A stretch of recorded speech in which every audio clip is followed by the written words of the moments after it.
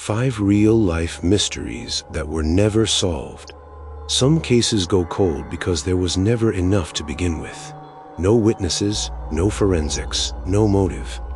The 5 you're about to hear aren't like that. These are the files that stayed open even after police, journalists, and the entire internet took a swing at them.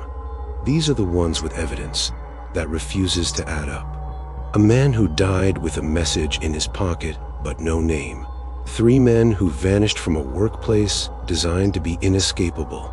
5 children who were inside a burning house, but never found in the ashes. A woman who lived under many names, but died under none. And a global puzzle that recruited people in public, but no one ever claimed it. Tonight, we're going to walk through 5 real-life mysteries that were never solved. And more importantly, we'll see the pattern they share. Case 1, the Somerton Man. On the morning of December 1st, 1948, on Somerton Beach in South Australia, a man was found sitting against a low seawall. His legs were neatly crossed, his shoes were polished, and he looked, to witnesses, like a man who had simply gone to sleep watching the ocean. But the police quickly realized this wasn't a nap. This was a body, and it didn't belong to anyone. They searched his pockets. No wallet, no identity card. Every single label had been cut from his clothing. Not ripped, but carefully snipped, like someone didn't want a manufacturer, a tailor, or a country of origin to be traced. His suitcase, later found at the train station, also had labels removed. The man was in good physical condition. The autopsy didn't find an obvious cause of death. Poison was suspected, digitalis or something similar, but no trace was found. That's weird detail, no. 1. A healthy adult male, dressed well, apparently poisoned, but with no trace of poison and no way to tell who he was. Then comes the piece everyone remembers. Tucked into a hidden, stitched pocket in his trousers was a tiny, tightly rolled scrap of paper. On it were 2 Persian words, Tamám Shud, it is finished. Investigators traced those words to a specific translation of the Rubaiyat of Omar Khayyam. They put a call out to the public. Does anyone have this exact edition? A man came forward and said something strange. That book had just turned up in the back seat of his car with a page torn out. That torn out page matched the scrap in the dead man's pocket. Inside that copy of the book were 2 more things, a phone number and a set of letters that looked like code. The phone number connected to a woman living nearby. Commonly, she is referred to as Justin or by a pseudonym. She admitted she once owned a copy of that same book and had given it to a man named Alf Boxall. But Alf Boxall was alive. When shown the dead man's cast, some accounts say she reacted like she recognized him, but she denied knowing him.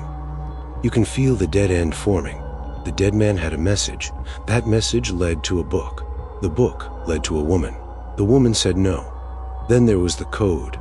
People have tried for decades to break the jumble of letters scribbled in the book. Some think it's a list of initials. Some think it's an acrostic. Some think it's espionage. And that's the second layer to this case. 1948 is the beginning of the Cold War. Australia was involved in intelligence sharing. A man with no labels and apparent poisoning, a literary phrase meaning it is finished, and a woman who doesn't want to be attached to him. That's enough to make people whisper spy. But no agency ever claimed him. No family ever identified him. No missing person report ever matched him. So with Somerton Man, we have a rare combination. A complete body, a message, a possible code, a named contact, and still no name for the victim. A finished note with an unfinished story. Case 2, the Flannan Isles Keepers. Now jump back almost 50 years earlier, to 1900, to the Flannan Isles off the coast of Scotland. It's a lonely, wind-beaten place, the kind of posting where routine keeps you sane. A lighthouse crew was stationed there. 3 men, Thomas Marshall, James Duquette, and Donald MacArthur. On December 26th, a relief vessel arrived to rotate crews. The ship approached. No flag was flying. No one came out to wave. That was the first bad sign. When the men went ashore, they found the gate to the landing closed. The door to the lighthouse was shut. Inside, the clock had stopped. The lamp was not trimmed.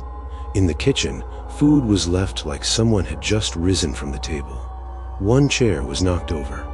2 sets of oilskins, the heavy coats you wear in brutal weather, were missing from their hooks, but one set was still hanging. That suggests 2 men put on their gear and went out.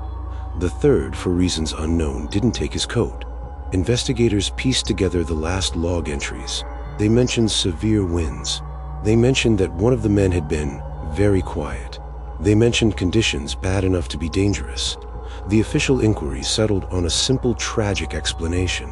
There was equipment on the landing below the lighthouse, possibly a crane or a supply box, and bad weather was hammering it. One man went out to secure it. Something happened. The other 2 went to help. A huge wave, a so-called freak wave, came in and swept all 3 men off the rocks. A terrible accident. But there are things that don't line up neatly.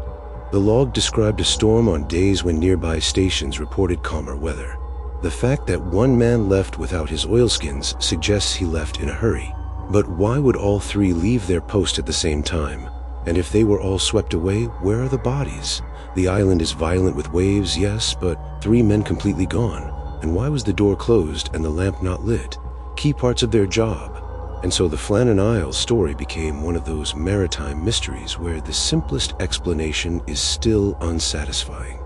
On paper, it's bad weather, 3 men lost. In the imagination, it's 3 men vanished from inside a locked, ordered, lonely place. Everything in the lighthouse said, "We'll be right back." They never were.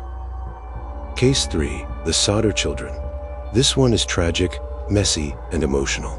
On Christmas Eve 1945 in Fayetteville, West Virginia, the Sodder family home caught fire. George and Jenny Sodder and some of their children escaped.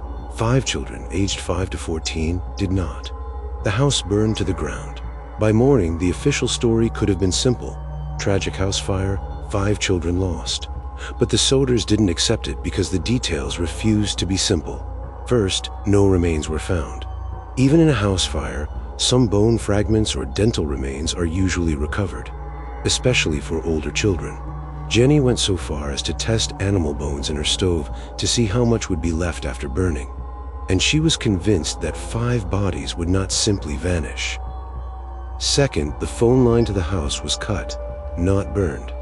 That suggests someone did something to the line before or during the fire, which is not something a random house fire does by itself.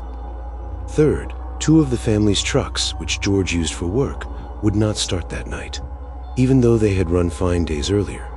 Theories say someone may have tampered with them to prevent escape or pursuit.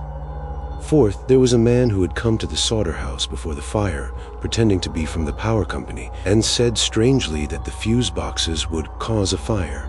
There was also a man offering life insurance who, when turned down, reportedly said, "Your house will go up in smoke, and your children will be destroyed." That is the kind of detail that becomes impossible to forget after a tragedy. Then, after the fire, came the sightings.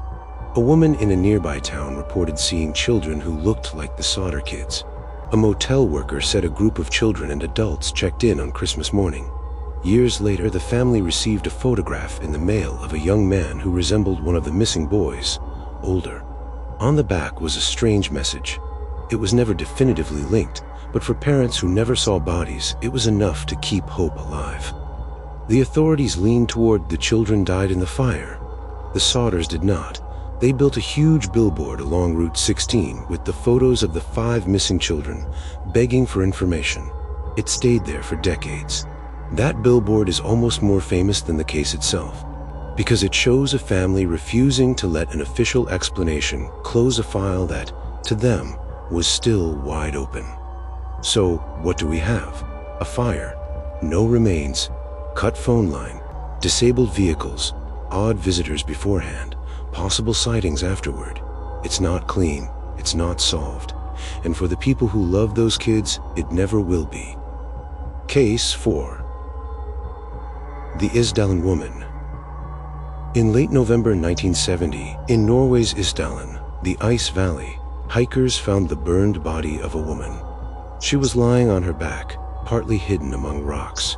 Around her were items that looked staged. bottles, a watch, jewelry, some of it placed as if deliberately arranged. Many of the labels on her items and clothes had been removed. Her fingerprints had been sanded or burned so they were hard to read.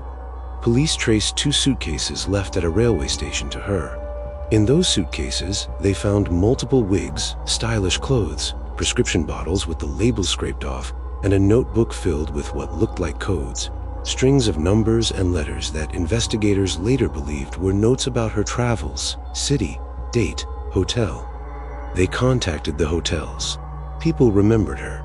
She had registered under different names, often claiming to be Belgian or from other European countries. She spoke several languages, often with an accent. She sometimes told people she was a traveling salesperson. Other times she said she was an antiquities dealer, but no one knew her real name. The autopsy showed she had taken a large dose of sleeping pills. There were signs she had been alive when she burned. Was this suicide? If so, why remove labels from everything?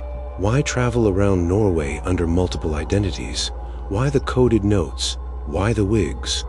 If it was murder, who went to this much trouble to erase her? Because this was during the Cold War, the spy theory became popular. Norway had strategic importance. Foreign agents did operate in Europe. A woman moving under multiple identities, meeting unknown people, staying in different hotels. It fit the pattern.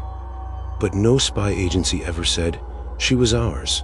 No relative, decades later, ever stepped forward to claim her. Even with modern attempts at forensic genealogy, she remains unnamed. So here again is the Somerton problem. We know a lot about what she did. We don't know who she was. An entire life that successfully avoided leaving a true name behind. Case 5, Cicada 330.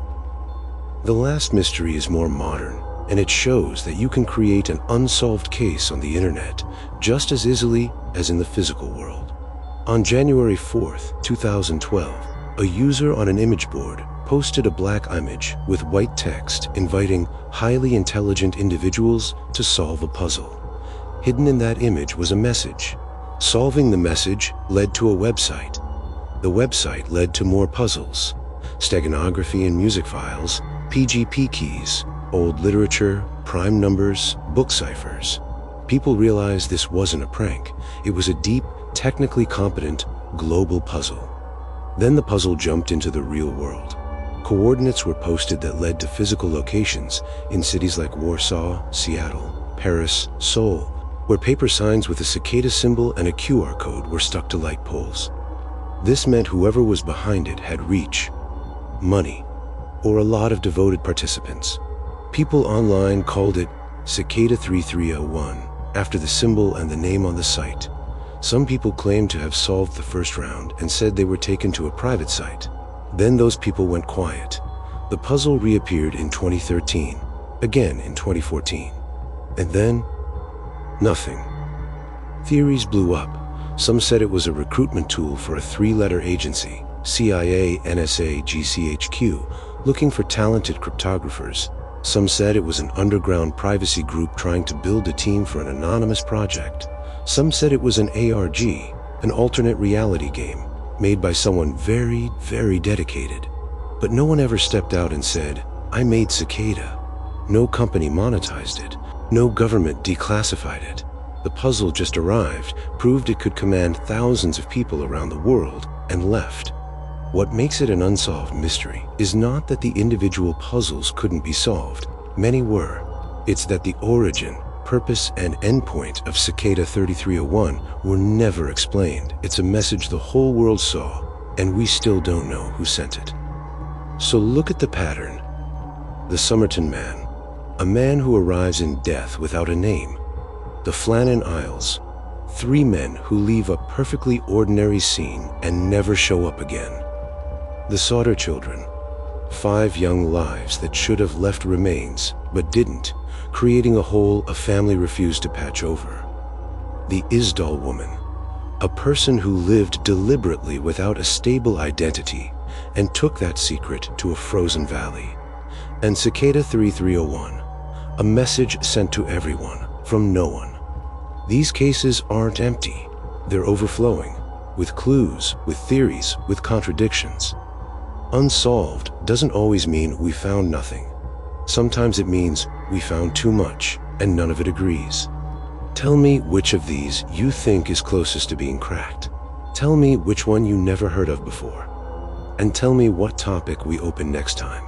Real disappearances, cursed media, or broadcasts no one could trace.